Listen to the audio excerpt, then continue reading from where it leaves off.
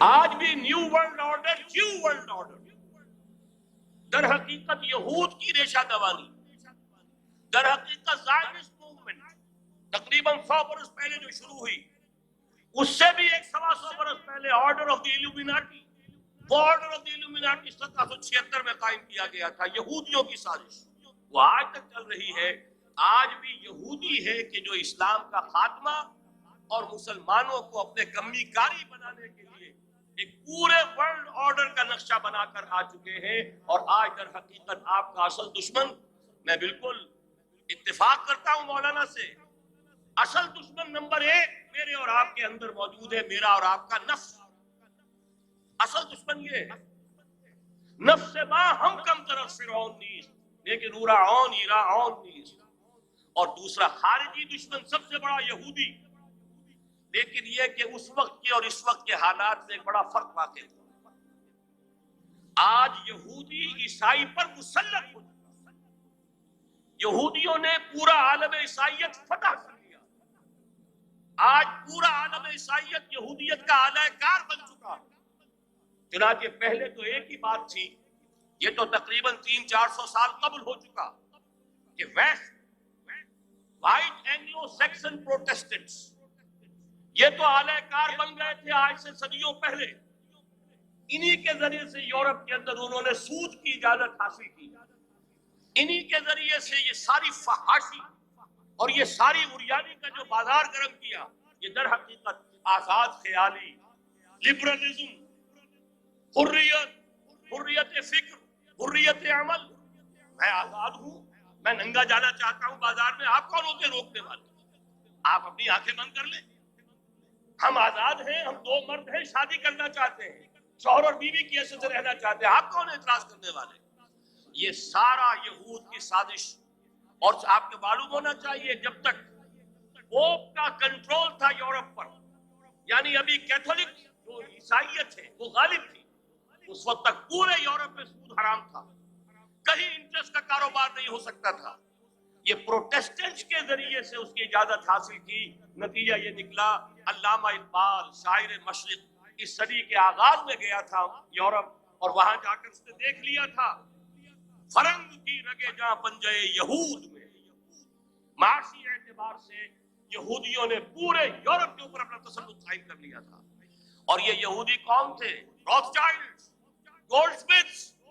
بہرحال مجھے جو دوسری بات کہنی تھی وہ یہ کہ یریدون لیطفئوا نور اللہ بافواہہم، اس وقت بھی یہودی تھا، آج بھی یہودی، لیکن فرق یہ واقع ہوا ہے کہ اس وقت یہودی کے کنٹرول میں عیسائی نہیں تھے، بلکہ 1200 برس تک یہودیوں کے اوپر ظلم و ستم بلکہ ہوتا رہا عیسائیوں کے ہاتھوں، پورے یورپ میں پرسیکیوٹڈ تھے۔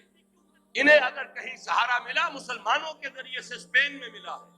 بن گوریان نے خود لکھا اپنی کتاب میں کہ ڈیورنگ دی ڈائسپورا، یہ ہمارا جو انتشار کا دور ہے 70 عیسوی سے جو شروع ہوا تھا، اس ڈائسپورا کے دوران our golden period is the period of Muslim Spain، ہمارا سنہری دور وہی ہے جو مسلمان ہسپانیہ کا دور ہے۔ انہیں آرام ملا، انہیں پروٹیکشن ملی، انہیں عیش ملے، اور وہیں سے انہوں نے عیسائیت کے اندر لقب لگا کر اور وہاں سے اپنے راستے پیدا کیے۔ اور دوسرا کام یہ کیا، عیسائیوں کی عداوت کا رخ اپنی بجائے مسلمانوں کی طرف کر۔ یہ ہے ہوشیاری، یہ ہے چالاکی۔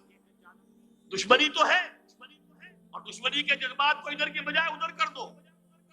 انگریز کیا کر کے گیا تھا ہمارے ساتھ؟ یہ کشمیر کا مسئلہ کیوں پیدا ہوا؟ انگریز نے 200 برس یا کہیں 100 برس ہندوستان پر حکومت کی تھی، اور سابق حکمران کے خلاف نفرت ہوتی ہے۔ جب کوئی قوم آزاد ہوتی ہے اپنے سابق حکمرانوں کے خلاف نفرت ہوتی ہے۔ اس نفرت کو روکا کہ ان کی آپس میں نفرت کے لیے کشمیر کی ہڈی ڈال جاؤ، آپس میں لڑتے رہے، آپس میں لڑتے رہے، ہمارے سے ہماری طرف دوستی کا ہاتھ وہ بھی بڑھائیں یہ بھی بڑھائیں۔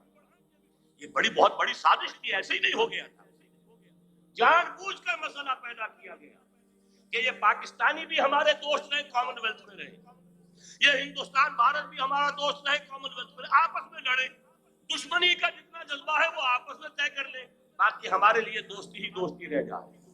بین ہی یہ کام یہود نے کیا عیسائیوں کا، جو کہ حضور کے زمانے میں اقربهم مودۃ للذین آمنوا، جو قریب ترین تھے محبت کے اعتبار سے، جن کے قرب کی ایک مثال یہ ہے کہ نجاشی رحمہ اللہ ایمان لے آئے، جن کے قرب کی ایک مثال یہ ہے وہ وفد آیا تھا عیسائیوں کا، فَإِذَا سَمِعُوا مَا أُنزِلَ إِلَى الرَّسُولِ تَرَىٰ أَعْيُنَهُمْ تَفِيضُ مِنَ الدَّمْعِ، جب انہوں نے قرآن سنا ان کی آنکھوں سے آنسوؤں کی ندیاں روانہ ہو گئیں۔ جن کی ایک مثال یہ کہ مقوقس شاہ مصر، اس نے حضور کے ایلچی کا اعزاز کیا تھا اور وہاں سے ہدیے بھیجے تھے۔ جن کے قریب ہونے کی ایک نشانی یہ ہے کہ ہرقل چاہتا تھا کہ مسلمان ہو جائے، لیکن بس یہ کہ وہ حکومت اور سلطنت پاؤں کی بیڑی بن کر پڑی رہ گئی۔ چاہتا تھا پوری سلطنت مسلمان ہو جائے، جیسے کبھی پوری سلطنت عیسائی ہو گئی تھی کانسٹنٹائن کے زمانے میں۔ یہ کام ہو نہیں سکا، محروم ہو گیا۔ اس قدر قریب تھے یہ نصارہ محمد الرسول اللہ والذین معہ کے، لیکن یہ کہ آپ کو معلوم ہے 10ویں صدی عیسوی کے بعد سے وہ نفرت کا دھارا صلیبی جنگوں کی شکل میں عالم اسلام پر ٹوٹ پڑا، اور اس کے بعد حال ہی میں جو فتح انہوں نے حاصل کی، نوٹ کر لیجئے کہ جہاں تک پروٹیسٹنٹ مذہب کا تعلق ہے وہ تو پہلے سے ان کی جیب میں تھا۔ یہ ویسٹ کا لفظ آپ نے پڑھا ہوگا اور اخبارات میں آتا رہا خلیج کی جنگ کے دوران۔ ویسٹ ایک تو کہتے ہیں یہ بھیڑ جو کاٹ جاتی ہے وہ سوج جاتا ہے، لیکن ویسٹ مخفف ہے، وائٹ اینگلو سیکسن پروٹیسٹنٹس۔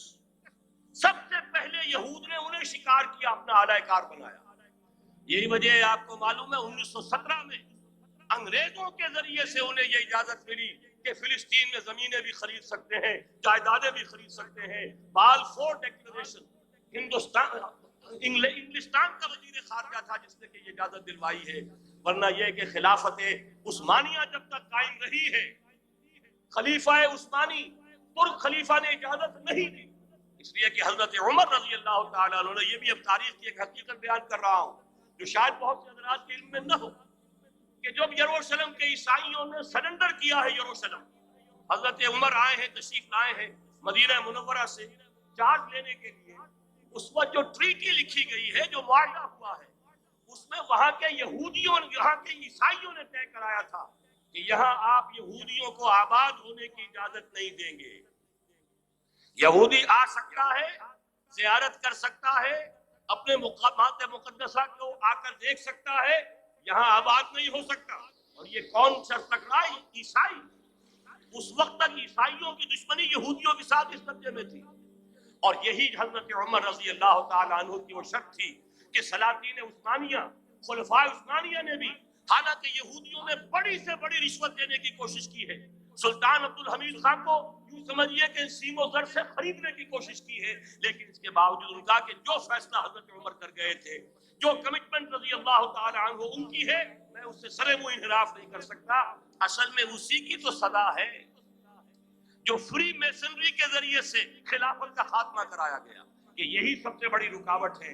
اگر خلافت ختم نہ ہوتی اور اگر کہیں جہاد کا اعلان خلیفہ عثمانی کی طرف سے ہو گیا ہوتا تو یہ کہی تھی بات، جب حضرت شیخ الہند رحمۃ اللہ علیہ جب یہ اسیری میں تھے مالٹا میں، تو وہاں کا انگریز کمانڈنٹ، اس نے کیونکہ وہ مرید ہو گیا تھا یا کم سے کم عقیدت مند ہو گیا تھا، ایک روز حضرت شیخ الہند نے ان سے سوال کیا اس شخص سے کہ آپ لوگ ہماری خلافت کے پیچھے کیوں پڑے ہوئے؟ یہ تو بیمار، تم خود کہتے ہو یورپ کا مرد بیمار ترکی، آپ کو کیا ڈر ہے اس سے؟ آپ کیوں اس بیچاری خلافت کے در پہ ہیں؟ اس شخص نے جواب دیا تھا، مولانا اتنے بھول پن کے ساتھ بات نہ کیجئے، ہم بھی جانتے ہیں، آپ بھی جانتے ہیں، اگر کہیں خلافت عثمانیہ کی طرف سے جہاد کا اعلان ہو گیا تو پورے عالم اسلام سے لاکھوں مسلمان اپنے سروں سے کفن باندھ کر نکل آئیں گے۔ آج اس گئے گزرے دور میں بھی اس کمزور اور یوں سمجھیے کہ نام نہاد خلافت کے اندر اتنی جان ہے، اتنی طاقت ہے، لہذا اس کو ختم کیا گیا، اور ختم کرایا گیا کن کے ذریعے سے؟ وہ جو مسلمان کہلاتے ہیں تھے فری میسن، مصطفیٰ کمال پاشا فری میسن، اور اس کے ذریعے سے انہوں نے سارے کام جو کروائے وہ در حقیقت اپنی سازشوں کے ذریعے سے اور مسلمانوں کو استعمال کر کے۔ بہرحال بات لمبی ہو رہی ہے، پہلی بات تو یہ ہے کہ وہی نقشہ اس وقت کا آج بھی ہے جہاں تک یہودیوں کا تعلق ہے، لیکن فرق یہ واقع ہو گیا کہ اس وقت عیسائی یہودیوں کے تابع نہیں تھے، بلکہ عیسائیوں اور یہودیوں کے مابین دشمنی تھی۔ آج یہودی عیسائیوں پر مسلط ہو چکا ہے. فرنگ کی رگے جہاں بن گئے یہود میں ہے، اور آج کے فرنگ کا لیڈر امریکہ. امریکہ کا صدر یوں سمجھیے کہ وہ ان یہودیوں کا غلام ہے.